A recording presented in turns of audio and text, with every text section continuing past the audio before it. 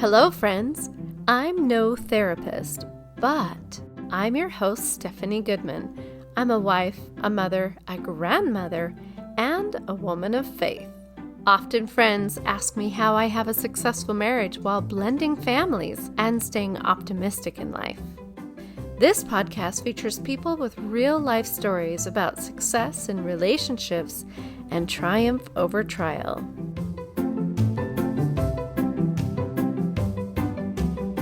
Yep, we got it. We both got COVID, and for 2 grueling weeks, we barely survived this virus. In this episode, we share our story of living in quarantine for 2. Sounds like a romance. Hello, friends, and welcome to another edition of Kels and Stephanie's I'm no therapist, but and today we're going to actually share with you our COVID survival experience.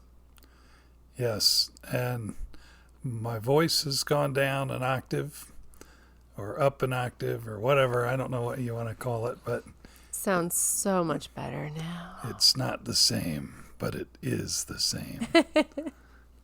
It's called a lot of albuterol and abusivol. Abusivol on my throat. Yeah. So, but we are grateful for that abusivol because it has saved our bacon, that's for sure. Boy, yeah, that's been one of our challenges. That might happen, so forgive us. I will still be doing a little bit coughing here too.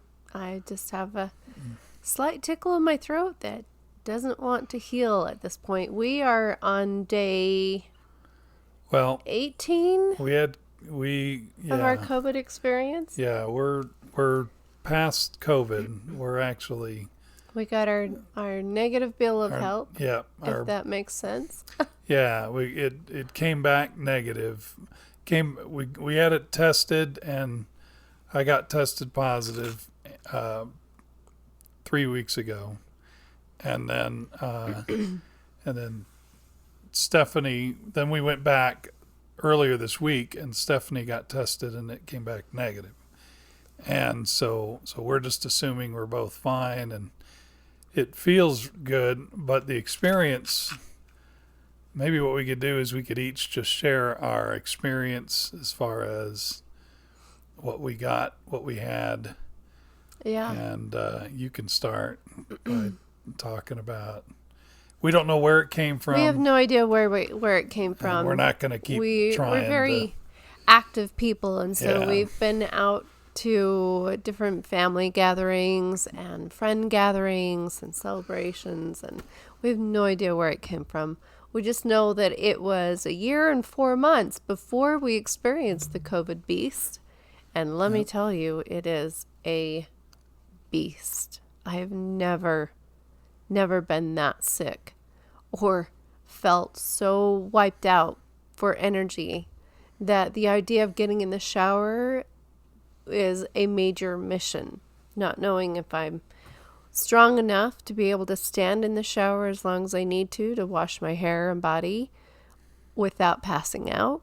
That's always one of my concerns when I'm looking at taking a shower for the day. At least it was. So let's go back, Kels. I remember waking up on Monday morning just kind of feeling icky. Yeah. And I asked you to touch my neck, which is both comforting and also it's validating to me. Because Steph gets headaches a lot, and she's had a lot. There've been a lot of moments over time where you've been like, "Am I fevered?" And you just want my confirmation, and she's warm or whatever. But that's the extent of it. Then it just in a few hours it goes away, or overnight it goes away, and she's fine. And or she has a headache and she just takes Excedrin and she's fine just to get her through the day. It's so true. So at first you can't help but to think that it's just going to be a daily thing. So obviously I just help her with whatever and I go about my day.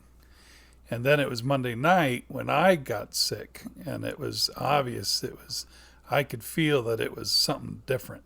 Yeah. It was something that was not the same. There was body aches. You were dizzy just looking from side to side.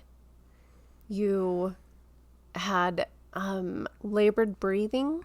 Everything made you just outwinded. Holy cow.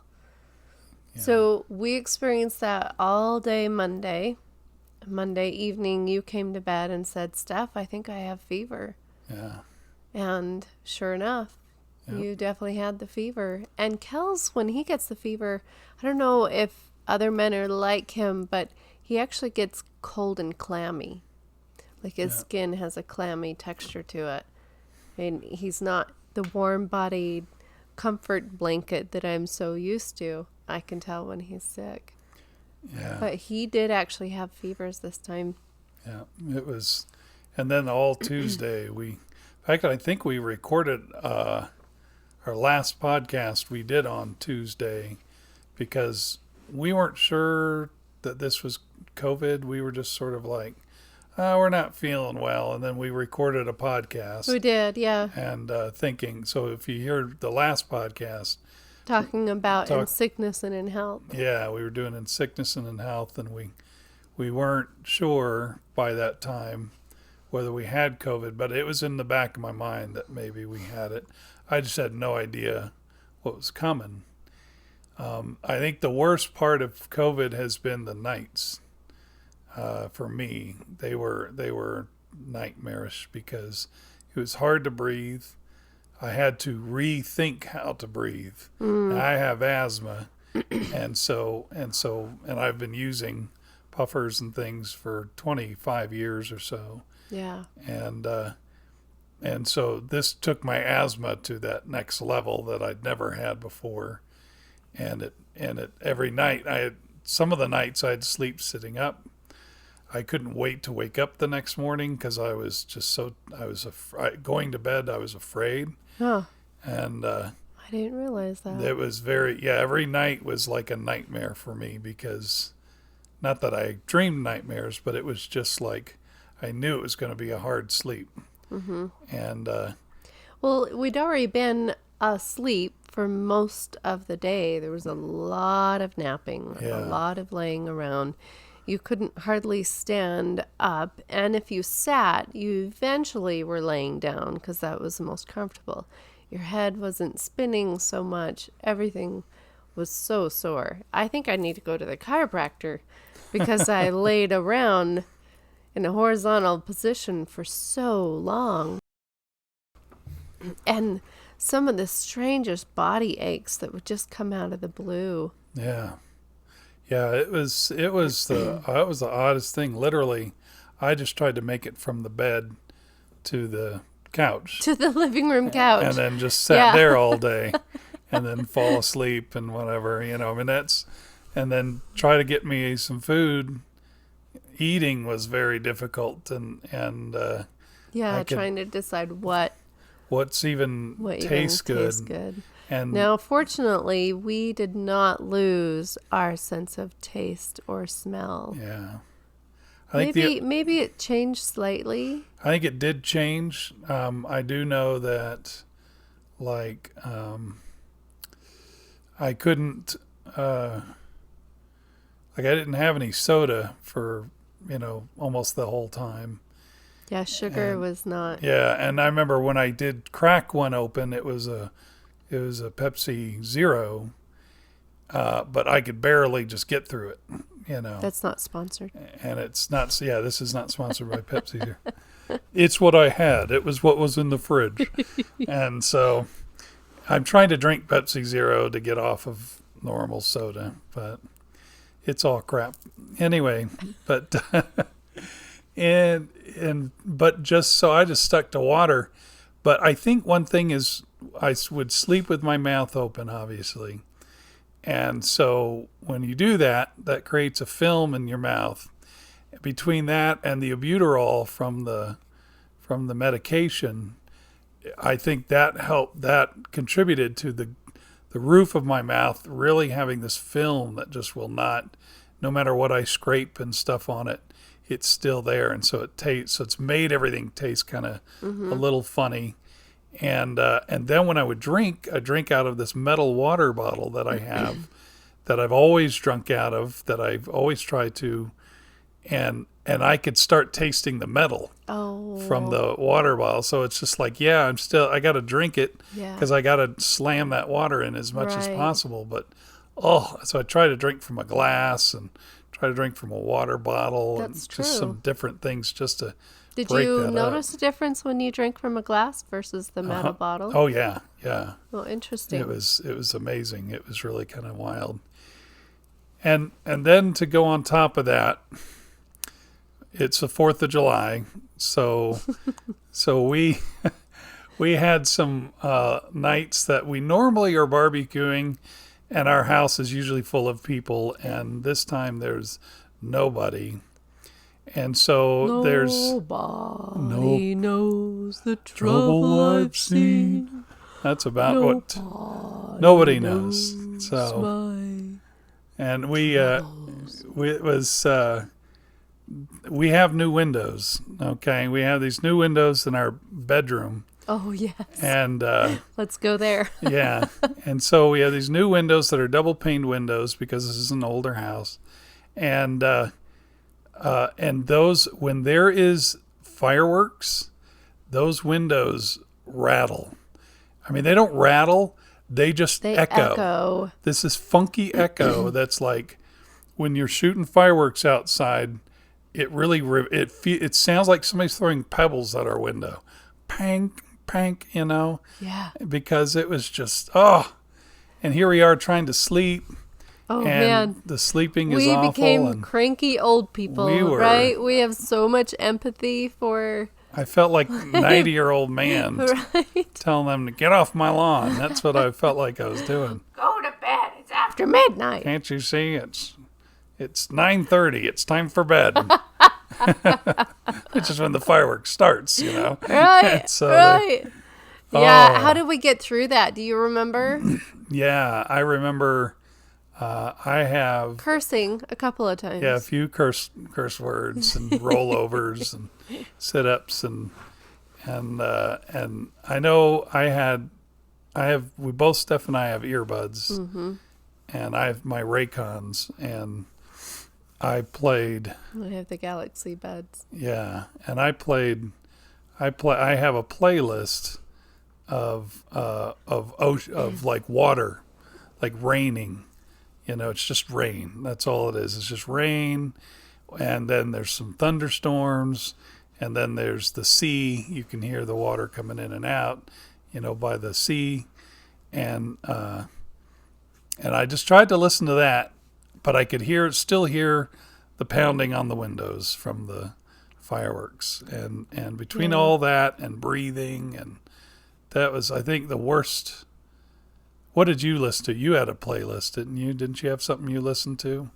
I actually listened to some guided meditation on YouTube. You can find just about anything on YouTube. And I like to take my brain somewhere else and listen to someone teaching me how to breathe, how to relax, how to let go of worries and troubles. And that was helpful for me.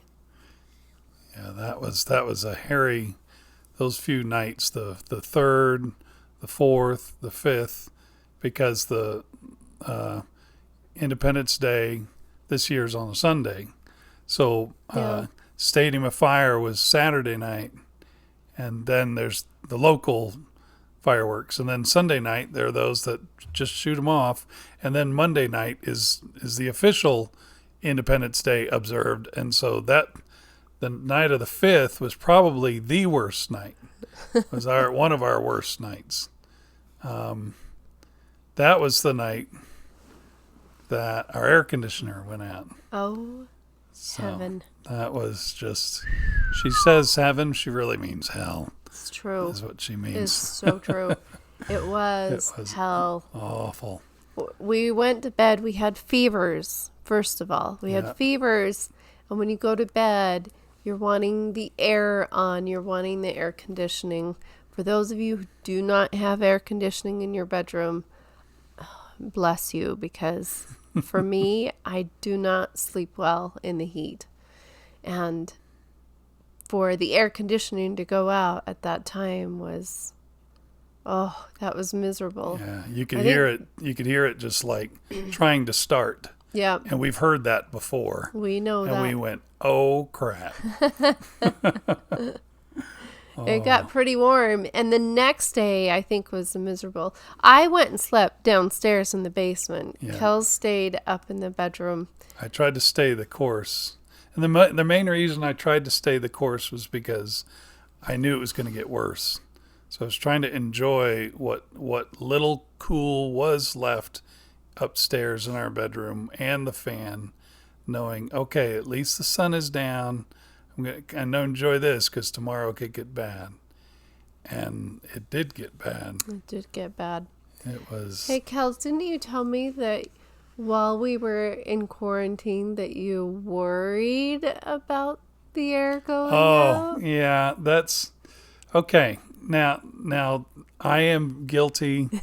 If I'm guilty of anything, it's that I worry too much. So I'm a worrywart in our family. I admit it, and I'm always up late, or I'm always checking everything in this house. I worry about all kinds of stuff, flooding in the basement because it's happened before, and I've learned to look at the signs of things. And I remember with that air going in and out and our fevers going all over the place, I remember thinking, boy, it sure would suck if the AC went out. And and it's almost like I wished it into existence. I think is what we've agreed on. Is that yes, I have accidentally you put energy into. I put energy into that, and that's energy I shouldn't have put in. But I tend to be more optimistic. Yeah. I don't have to worry about the bills, though. I'm usually not involved with the bills and a situation like that. We've been very blessed. And so I tend to focus more on the optimistic side of things. My favorite poem from elementary is "Birdie, birdie in the sky, drop some white stuff in my eye. That's okay, I won't cry, 'cause I'm sure glad that cows don't fly." So optimistic. It could be worse, right? It could be worse. You could get crapped on by cows. By flying cows. That's right. That could happen. But way to go, Steph. I try to be optimistic. But the next day, the 6th of July, we were not optimistic. We were not optimistic. In fact, there's a few times in life when we feel picked on by the atmosphere, by God. Let's just put it out there. We feel picked on by God. And this was definitely one of those moments. This is when I felt the wrath of COVID really being kind of cursed. Yeah. I felt condemned. I wasn't able to go to the grocery store. I wasn't able to go rent me a room somewhere because my house was turning into an oven. I wasn't able to go anywhere. And the best that we had was to pull out some fans, right, to blow on us. Yeah. Our throats were already dry. We were coughing like crazy already. And to throw dry air at our faces so we could sleep was even worse to think about. We were down in the basement for the most day. We were binge watching whatever we could and get our minds off of. I think we were watching Monk. Yep, we were watching Monk. It's 100 degrees outside, and we're in a some of the hottest drought. Days of July. Yeah, and we're in a drought. We still are because we're just past it, but yeah, it was in the hundreds. Mm-hmm. And then we all go downstairs and we try to make it downstairs, but we're trying to figure out how do we eat, what are we going to do, and then we call that morning. I called a certain heating and air company that serviced us before. And I called and I said, we know you're busy. We got to get it as soon as we can. We'll survive the day. But if we can get somebody here as soon as we can, I try when I call a company, I try really hard to give them the benefit of the problem that there's probably 100 people calling them saying our AC is out. Mm-hmm. I get it. So I try to be very patient. So that morning I called right when that place opened to see if they will come. And they said, okay, well, we'll tell the dispatch and we'll let them know and we'll call you back and get an appointment. So all day went. And then I again, trying to figure out how to get cool and to move while we're sick. And then 6 o'clock rolls around and I'm thinking we still haven't heard from them, so I better call them. And our basement started getting warm. Yeah, and it was hot upstairs. It was getting about to 90 degrees upstairs. But our basement was still somewhat cool, but you could feel it starting to come down there too. And then I called back and the AC place was like, oh, well, oh, yeah, we'll get you there. This is Tuesday. They said they could come Thursday. And I said, oh my gosh. Thursday. But Thursday is not unbearable, but when you're in an oven and you're feeling the basement is no longer your sanctuary because it's getting warmer and warmer, you just can't think a couple days in advance. And Thursday seemed 3 weeks ago. Yeah, when you're sick. And so, but what was funny was the lady, it's almost as if I didn't even call that morning. And I trusted, that we were going to get on a list. So then we got on the list once I called at 6 o'clock in the evening. And so finally we're on a list. They send a text, confirmation saying they're coming. And in the text confirmation, it says that if anybody is sick, just let us know so we can make the proper precautions.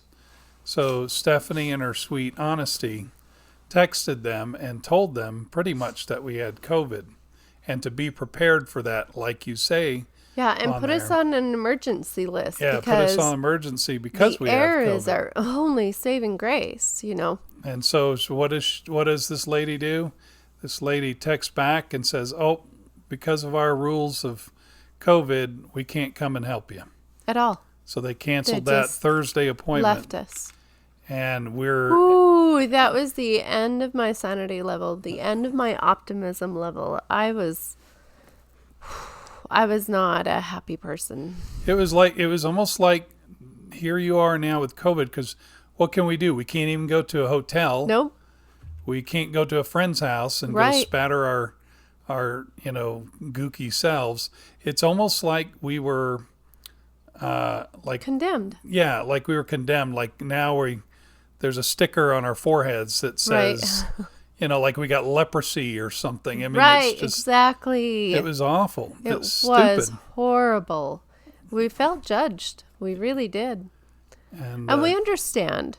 We understand that you're wanting to protect your people. We understand because it's awful. It's an awful disease. It's terrible. It's not one I would wish on my worst enemy. It is miserable. But then finally, we're still human. That's right. Then I went to our local Facebook page of our neighborhood, and I put a plea out saying our AC is out. And luckily, some of the neighborhood, Matt, our good friend Matt Sutherland, who's such a good man, put in there and said, there's this company, Absolute Air. It's the name of the company. And so I called Absolute Air. But this time, I said, Steph, I'm afraid I'm going to have to lie, and I'm going to have to curb this one because we got to get somebody in here. And so I called and said that I told a half truth. I said that we're sick but we've already had COVID, which is half true because we did have COVID, but we're just sick with we were COVID. Also, I don't know what day it was, but we'd passed the 10-day mark. No, we did not by this time. No? No, we hadn't. No, that's not true. Actually, it's the 6th, and we probably got, so we were very close. Is when so we were probably at day 9 or 10. So you might be right. Yeah, we were probably about day 9. So yeah, you're probably right, Steph. But so we would be, logistically past it, but there's still that fear. Mm-hmm. So when absolute air came that night, I mean, it was just amazing. 9:45. They said they would be there. Yeah. To come and fix our air. Bless you. The Absolute air. Nicest guy in the world. He. And then he did mention that And then I told him, I said, we are sick and we'll wear masks, and you may want to wear masks. And he said, flat out, I've already got the vaccine. I'm fine, and I'll come on in and help you guys. Yes.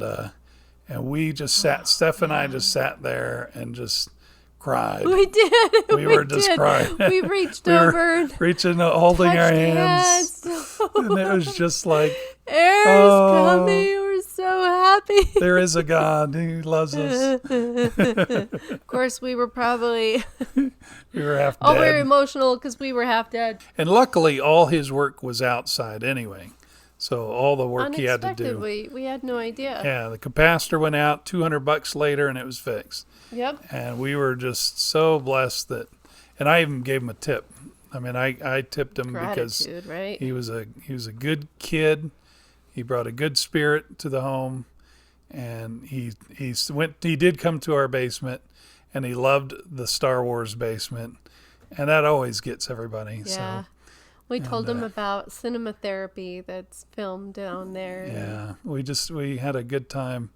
And once he left, we decided we went ahead and braved the upstairs in hopes that the air would just continue. And the next morning, it was fine. Yes. And we were on our way. And we are forever grateful for cool air during hot summer days. Oh, my goodness. And then we've tried to keep our lawn watered because it's dying. Everybody's lawn's dying right now.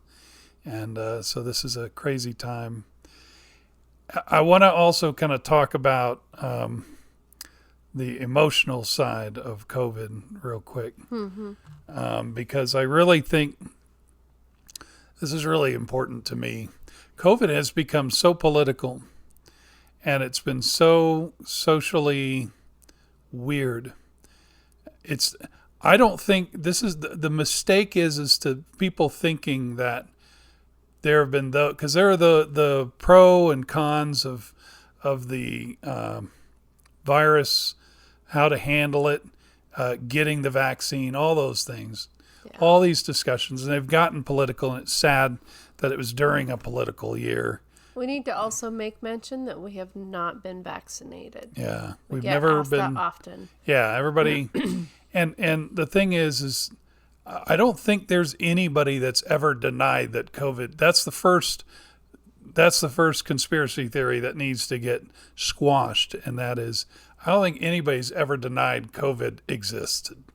I don't think anybody's ever said, "Oh, that's just a fake virus," or nobody's ever said that. Some people may have measured how bad it is on certain people, because some people have gotten it and it's been like, oh, a little cough and I'm fine. And other people have plain out died from it. So, so nobody's denying COVID's existence by any means. I think a lot of it is just a matter of how do we deal with it, and just, being human about it, and not bringing the politics into it, and just because it's real. I mean, we've gone through it and we've suffered through it. If there was medicines that could have helped ahead of time, or at least something, like you kept hearing about the hydroxychloroquine discussion, and could we have had that to help us, but we can't because politically we weren't really supposed to take it. These are all silly discussions that should never be political, but you should just be dealt with individually. Yeah. And but I will say that COVID also kind of messed with me. Maybe it did Stephanie, but psychologically, I think it made me not want to even go anywhere or do anything. Or because when you're cooped up for 2 weeks, feeling like you don't know if you're going to survive the next morning. I mean, I admit this is Steph doesn't know this. I'm gonna reveal this. I actually left instructions on my phone because some days I didn't know I would wake up the next morning. I probably knew I would be fine, but there's always that little hint of, do we really know? Because it's just so unknown. You just don't know with a 54-year-old guy like me, what could happen. So I actually left instructions on my phone. I know that's kind of morbid, but I put my passwords to my computers, instructions on what to do with the life insurance, on my text. So Steph's here shocked looking at this, but not that I was thinking I was ever going to die. I think it's a good season to look at and say, what do we need to take care of? Yeah. If I were to not be here tomorrow, what needs to be taken care of now? Yeah. And so I don't condemn me for doing something like that. It's kind of on that side of, are you focusing on dying? That's true. Like I made the air conditioner go out. Ding. That's tough. So, but I appreciate that you took it into your hand. I never moved forward on anything like that. Yeah, and it was. I mean, I figured we would be fine. It's just it was that dark. It was that really dark. Was. Yeah, I can agree. That with it was just so. Is there going to be an end to this? That's why our podcast is titled "Back from the Dead." That's right, because it's just like I need a haircut, but my nails. People, my nails. I had to cancel my nail appointment 3 times, and they were already bad then.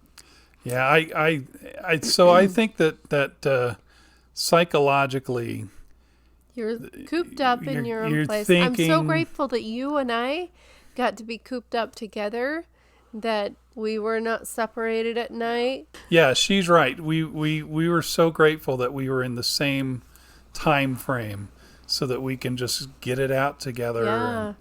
And so nobody was having to be misunderstood, because we understood together that if okay, this is how funny this is. We were acting like old people. We were walking around shuffling our feet just to get one step in front of the other. Ethel. And at one point you would feel a little better. You would have some energy. You could go wash your dishes. You could wash your clothes. I washed our sheets at one time, and then we almost didn't have enough energy to make the bed afterwards, because that was in the evening. That was so hard. But at one point I was feeling better, and so in the kitchen I smacked Kels's butt. She's getting fresh with me. I smacked it so hard. It was so fun. And then I had to lay on the counter because it was a lot of work. That took everything out of me, and we laughed and laughed. It was hilarious. Oh my goodness! Just like, oh, you're so. Oh, okay, I need a nap. That was so fun. Whoa, that took everything out of me to smack your butt. Yeah, we even had a game on our table for about 3 days. Yeah. We pulled it out the first day thinking we got to do something different than just watching TV on the couch all the time. And so we pulled out the game, and then we were too tired to even play a game. It was a lot of work. We had some friends, Rochelle and Wendell, that brought us some fun little gifts, and they even brought us a puzzle, and that is never been opened, because the idea of a puzzle, trying to put that together with the way that our brain was so foggy. Yeah. So we played the game finally a couple days later. Yeah, we got through I won. Thank you very much. Stephanie won. It was Remicube. Rumacube. Oh, and we have a funny thing where Kels couldn't remember the name of Rumacube. I couldn't remember the name of the game. And called it Rubik's Cube. I called it, we're going to play Rubik's Cube. Or Rummikube, or whatever the hell that is. The thing with rummy something. And it's a game that we've played for a million years. It's like a member of our family, and I can't remember the name of our family. Yes. Isn't that sad? Oh, so, yeah. But, COVID definitely messes with your brain. It messes with you. And I think it's kind of our goal to get out and to break this, because we're still going through it. I'm still waking up, here it is about a week after. Yeah. And I'm still waking up going, am I okay? Am I fine? Yeah. Can I breathe? Oh, yeah, look, I can breathe. Can I go back to work? Can I go get some work done? Am I allowed to get up? Yeah, I mean, it's still kind of messes with you a little bit. Mm-hmm. And my throat still hurts, and I still have to, use a little bit of medicine just to be able to breathe. I did last night. I had to breathe the, what do you call that thing? The nebulizer. So the neutralizer. No, it's a nebulizer. You basically put a little, you put a butyrol in it, and you suck on it, and you smoke it like a pipe. Yeah. So what are some things that you feel really helped you to, as you say, stay alive, right? Yeah. What things did you look forward to that you were wanting to do when you came back to help? I wanted to. You mean things that I did during COVID, or things I was wanting to do? What were your goals? Your future goals? Oh, my future goal was to get up and go out to eat. That was a goal of mine. I'm like, I want to go. I think that when we got the first hamburger, at a drive-through, I remember thinking, "Look, we're living now." We're like a human again. Oh man, I was craving protein. That's I just remember just like I was. Our stomachs are still small. Yeah. Oh yeah, that reminds me. I lost 17 pounds. That was 17. I lost 17, and I'm still at about minus 15. So, which is good. I've been wanting to be minus 20 anyway, and so this has been a great diet. Thank you very much. So did you attract COVID into our life so you could lose weight again? Maybe. I can't confirm nor deny such actions. I'm just teasing you. Yeah, COVID sucks. It's terrible, and now we have a heart for people who've got it. The other thing that it was, and I'm going to say this with love, okay? When we posted online that we had COVID, we have a lot of friends and a lot of good-hearted people. We do. And man, did they inundate us with do this and do that and try this home remedy and this totally works and do this. And I'm like, hey, everybody, we got it. It's just... And it did get kind of unbearable, because I understand when you have it, you like, well, this is what I did, and I want to share it with you. Right. So your heart is in the right place. Correct. But there's a level of annoyance that sometimes you're just like, hey. Sometimes all you really need is prayers and love. Prayers and love is literally all. Can I go to the store for you or something? And, that was so great.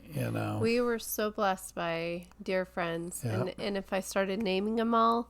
Wouldn't be fair. And I would say this, I am really impressed that even though we were at this quarantine level, that we had friends that were checking up on us. They were willing to go to the store for us. They were willing to pick up food and what have you, that we didn't have to rely on. You definitely learn the true light of Christ when you get into moments like this where we all receives, we try to serve. Steph and I are service-oriented people. We try to help, but we also know that the scriptures tell us that there is also that point of that we have to be served.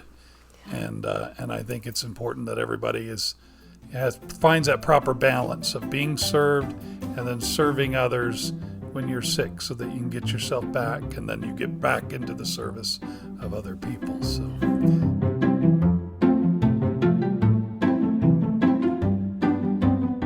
If you've enjoyed this episode, remember to subscribe, share, like us on Facebook, and follow us on Instagram. Please comment, because I would love to hear about what you think and what you want to see in the future. I'm no therapist, but I am your host, Stephanie Goodman.